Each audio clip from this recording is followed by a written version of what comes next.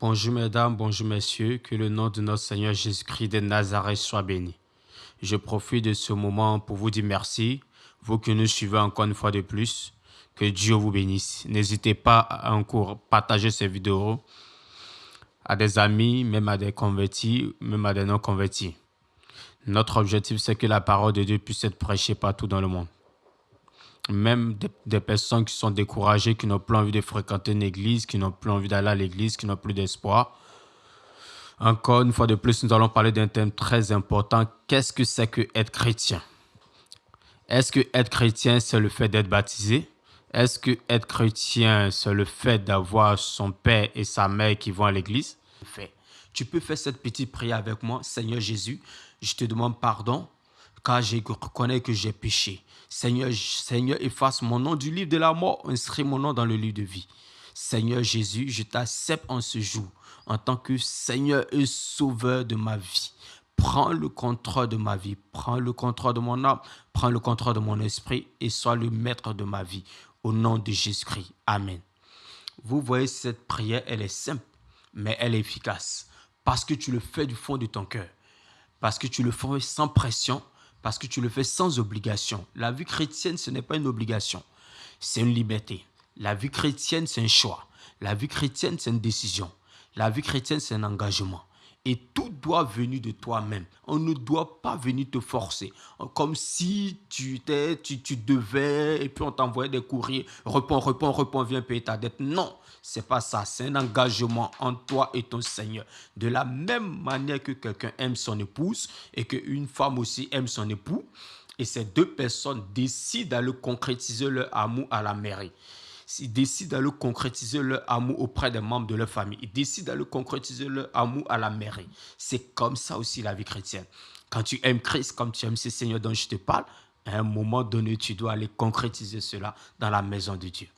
Tu dois concrétiser cela par un baptême. Tu dois aller concrétiser cela par ta présence dans une communauté, dans un groupe de prière. C'est ça la vie chrétienne.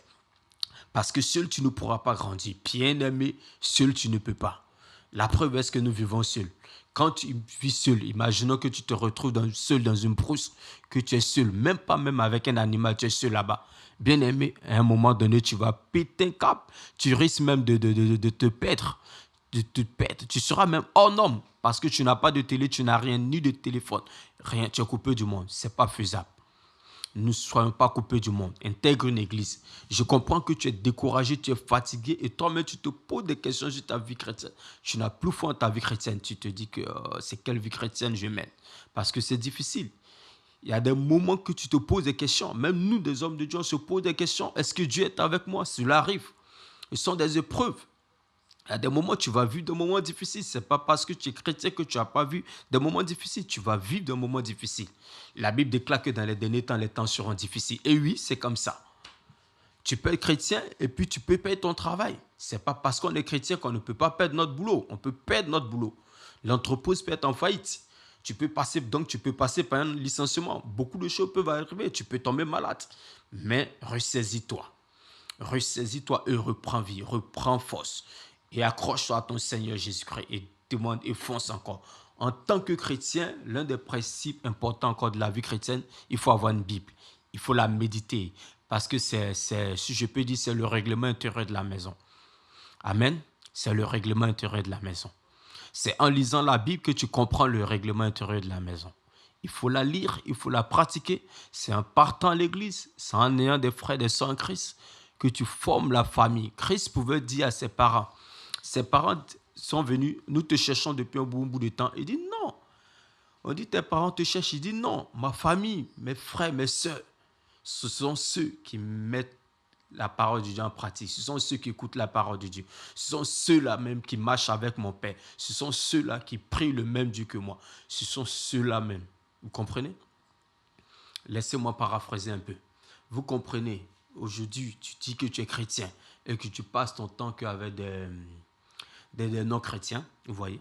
Tout ton entourage, c'est que des non-chrétiens. Des personnes qui vont te parler de sexe, d'infidélité, des gens qui vont te parler de tromperie, des gens qui vont te parler d'adultère, des gens qui vont t'encourager à voler, des gens qui vont t'encourager à te droguer, t'encourager à faire des mauvaises choses. Tu t'encourages à faire des trucs qui ne sont pas vraiment bien. Tu es dans quelle famille, mon frère? Tu ne fais pas partie de la famille de Dieu. Je ne dis pas qu'on ne doit pas avoir des amis qui ne sont pas chrétiens. Il faut avoir des amis chrétiens. Il faut avoir aussi des amis païens, ça ne dérange pas. Mais beaucoup d'amis chrétiens et des amis païens pour les gagner à Christ. Je me résume parce que je m'étais trompé. Ce n'est pas interdit d'avoir des amis non chrétiens. Au contraire, nous devons être amis avec ces personnes pour les amener à Christ. Mais si ces derniers arrivent à t'influencer, que toi tu n'arrives pas à les influencer, à un moment donné, il faut que tu te sépares. Pour mieux t'organiser, pour mieux t'équiper. C'est pourquoi quand les gens se donnent au Seigneur, nous leur donnons le conseil de pouvoir demeurer dans la maison de Dieu, avoir des amis, des frères en Christ. Quand quelqu'un vient dans l'église, sympathiser avec la personne, mais bien aimé. Il y a un nouveau qui vient dans l'église. On ne lui demande même pas bonjour, on ne prend pas son contact, on ne sait pas comment il va. On dit bonjour mon frère et puis c'est fini. Dans la semaine, il reste seul. Donc il va rester avec ses mêmes amis, il va rechuter, il va retourner dans sa drogue, il va retourner dans son péché. Il va retourner dans sa cigarette.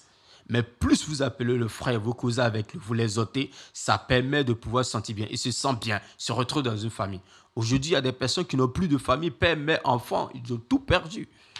Leur famille, c'est l'église. Mais quand ils viennent à l'église encore, là où ils pensaient trouver une famille, il n'y a personne pour leur donner un peu d'amour. L'église est une famille. Et c'est ça être chrétien. C'est ça être chrétien. Je crois que tu m'as compris. Je ne peux pas toucher tous les points, mais je préfère toucher juste un peu. Que tu comprends que être chrétien, ce n'est pas parce que tu ne pries pas beaucoup que tu n'es pas chrétien. Même si tu dis, Seigneur Jésus, prends soin de ma vie. Si tu as accepté Jésus en tant que Seigneur et Sauveur de ta vie, c'est encore la base. La prière de 1 heure de temps, de 3 heures de temps, de 10 heures de temps va venir avec le temps. Ça va venir avec le temps. Ce n'est pas parce que tu ne connais pas toute la vie que tu n'es pas chrétien. Si tu as accepté le Seigneur Jésus en tant que Seigneur et Sauveur, tu es chrétien. Maintenant, la méditation de la parole va se faire pas à pas. Tu vas grandir. C'est pourquoi il faut approcher quelqu'un qui est ancien dans la foi, qui va t'aider à grandir. Et nous qui sommes anciens dans la foi, donnons du courage aux nouveaux de pouvoir avancer. Ce n'est pas parce que tu as duré dans la maison de Dieu aussi que tu es chrétien. Ça, détrompons-nous. Parce qu'on connaît des personnes, quand tu leur demandes, tu es chrétien depuis quand? Depuis la naissance, parce que mon père et ma mère, ils sont chrétiens. Mon frère, est-ce que tu as accepté Jésus en tant que Seigneur et Sauveur de ta vie? C'est le premier critère. Après, les autres critères, comme le baptême, viennent. Après, il y a des critères dans la sanctification qui vont venir avec le temps. Mais la base, il faut passer par là. Prier, pas accepter Christ. Il croit que tu m'as compris. Ce n'est pas parce que ton père est pasteur ou ta mère est servante de Dieu ou que tes parents servent dans une église que tu es chrétien. C'est faux. C'est faux. Ce n'est pas parce que tu as suivi tes amis et que tu es parti à l'église qu'à un moment donné, tu as intégré un département que tu es devenu chrétien. Est-ce que tu as accepté Jésus en tant que Seigneur et Sauveur? Premier point. Et maintenant, tu commences à faire les autres trucs qui vont suivre. Tu commences à lire la Bible, tu commences à la mettre en pratique, tu commences à te faire baptiser, tu commences. Et tu verras que Dieu te bénira. Je crois que tu as compris quelque chose ce matin. Que le nom de notre Seigneur Jésus-Christ soit béni. Amen.